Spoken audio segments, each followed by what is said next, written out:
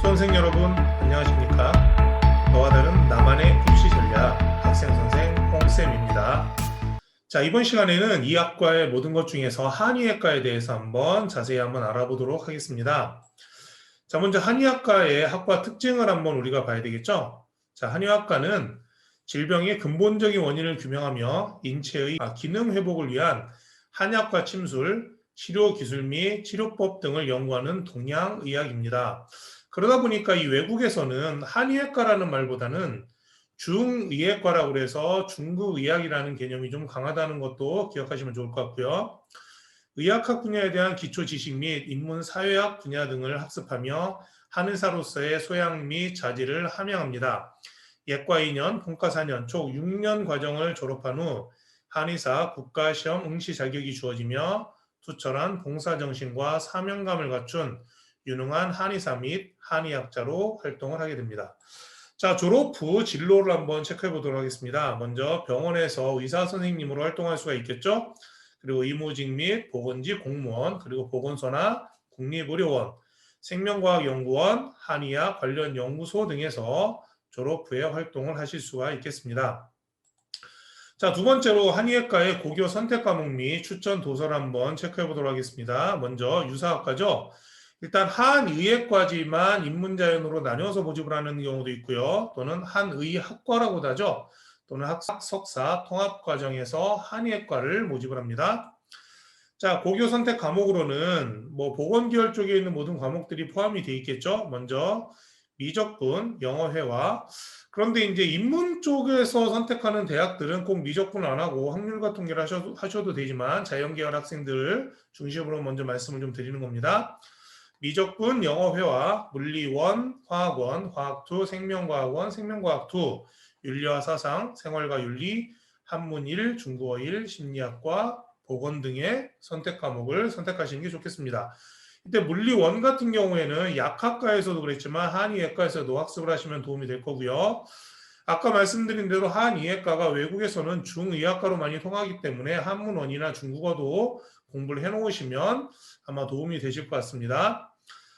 자, 추천 도서를 한번 체크해 보도록 하겠습니다. 먼저 한의학의 원류를 찾다, 몸을 살리는 의학, 몸을 죽이는 의학, 한의학과 심리학의 만남, 한의학 어떻게 공부할 것인가, 동의보감, 그림으로 풀어 쓴 황제내경, 생명과학의 이해 등의 도서 등을 읽어놓으시면 한의학과에 진학하시는데 조금 도움이 되지 않을까 생각합니다.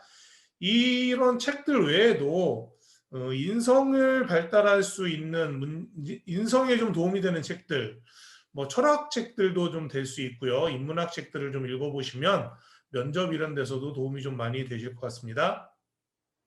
자, 세 번째로 한의학과의 면접 문항 분석을 한번 해보도록 하겠습니다. 먼저 경희대 제시문 면접이죠.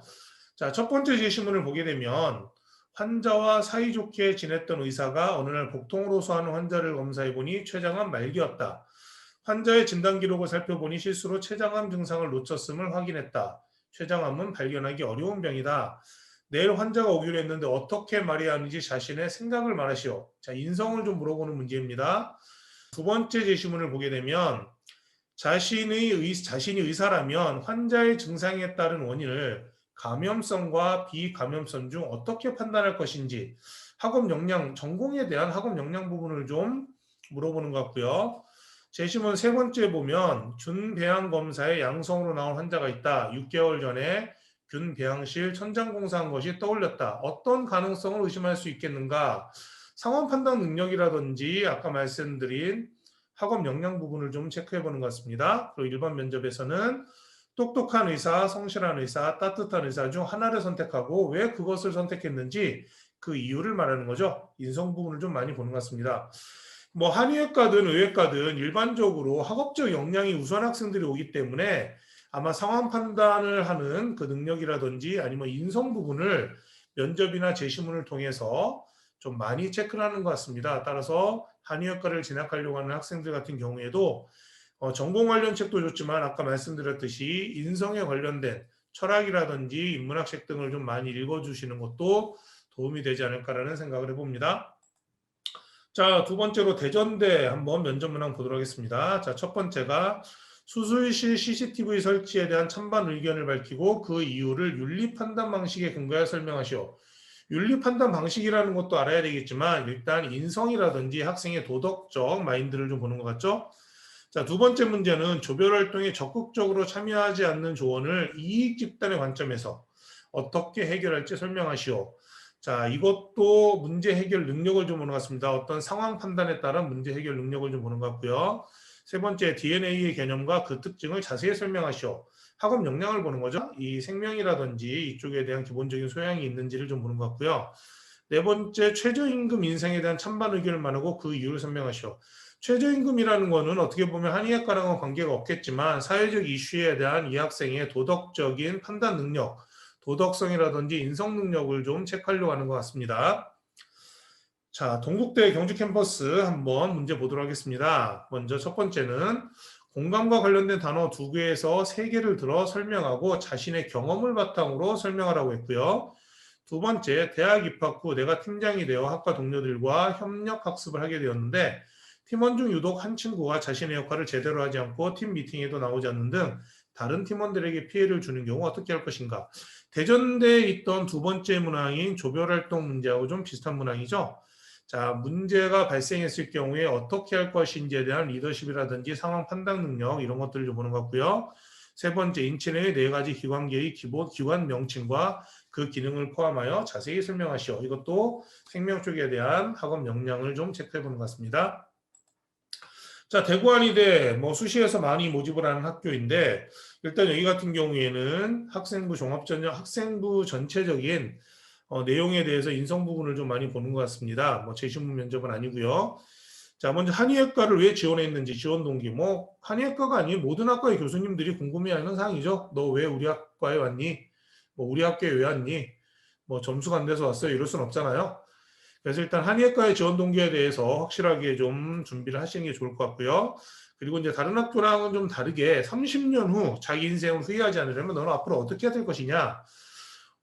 진로 쪽에서도 많이 하는 문제 중에 하나인데 어떤 계획을 세우고 네가 준비를 하고 있는지 자, 발전 가능성을 좀 보는 것 같고요. 그다음에 읽은 책 중에서 전공 관련 도서가 무엇이 있었는지 한 독서에 대한 전공 적합성이라든지 독서를 통해서 이 학생의 학업 역량을 좀 체크해 보려고 하는 이런 내용이라고 생각하시면 좋을 것 같습니다.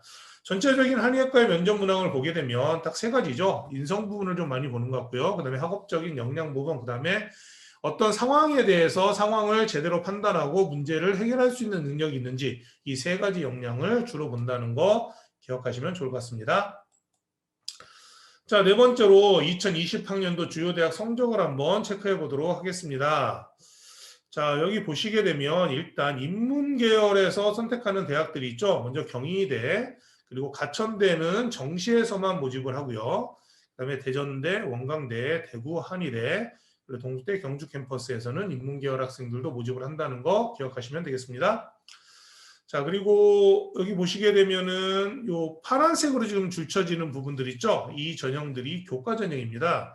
교과 전형이다 보니까 1등급 초반인 학교들이 있죠. 우석대 같은 경우는 1.0이네요.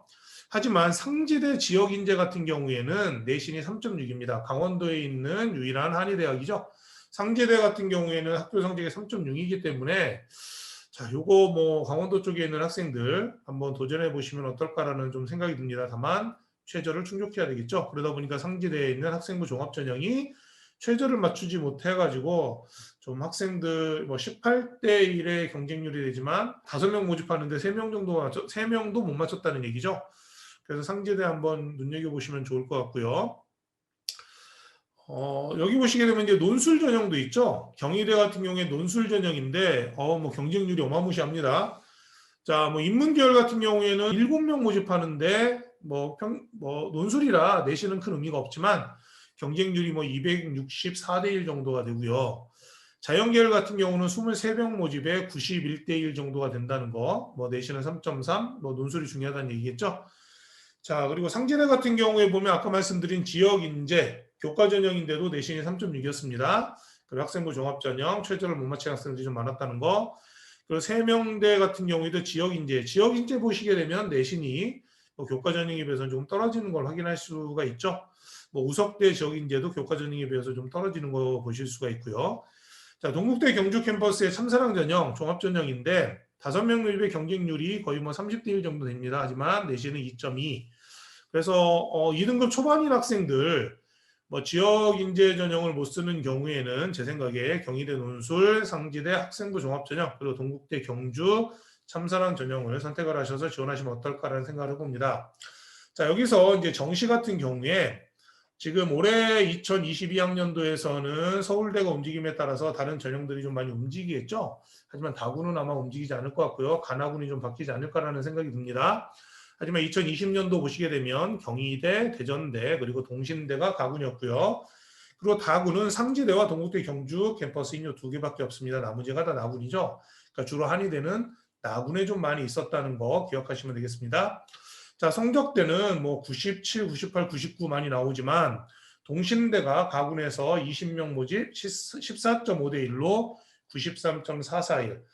국수탐 평균 합격자의 평균 70%의 100분이라는 거 참고하시면 좋을 것 같고요. 동국대 경주 인문은 5명 모집에 80대 1 정도의 경쟁률이었는데 93.75라는 거. 인문계 치고는 좀 성적이 좀 낮죠? 그리고 자연계열은 28명 모집을 하지만 24.43대 1의 경쟁률로 93.0이라는 100분이. 그래서 다른 학교들에 비해서 동국대 경주 캠퍼스에 있는 다군 자연계열의 한의학과로서 가장 성적이 낮았다는 거 체크하셔서 지원하시고 공부하시는 데 도움이 되셨으면 좋겠습니다. 자, 5번째로 주요 대학 2022학년도 주요 대학 안내를 한번 체크해 보도록 하겠습니다. 자, 먼저 12개 학교에 대해서 정리가 좀 돼 있는데요. 자, 교과 전형으로는 205명 모집하죠. 그리고 종합 전형으로 200명. 그리고 논술은 경희대학교에서밖에 시행하지 않습니다. 21명이고요. 따라서 수시는 전체 426명. 그리고 정시는 298명 모집해서 전체 724명을 모집을 합니다. 자, 먼저 수시에서 경희대, 그리고 대전대, 원광대, 대구 한의대, 동국대 경주 캠퍼스가 좀 인원을 많이 모집하죠. 그리고 정시에서는 경희대, 그리고 상지대, 그리고 원광대와 동국대 경주 캠퍼스. 그래서 정시까지를 해서 가장 인원을 많이 모집하는 학교는 경희대가 108명, 그리고 원광대가 90명, 대구 한의대가 108명으로 제일 많이 모집을 합니다. 이번에 뭐 뉴스에서 동국대 경주 캠퍼스가 수도권으로 이전하는 것에 대해서 학생회에서 발표를 한 걸로 지역 주민들이 좀 많이 하는데, 동국대 경주 캠퍼스 한의학과만 봤을 경우에는 참 소중한 대학이지 않을까라는 생각을 합니다. 그런데 이 동국대 경주 캠퍼스가 수도권으로 올라오게 되면 제 생각에는 가천대 이상의 대학이 되지 않을까.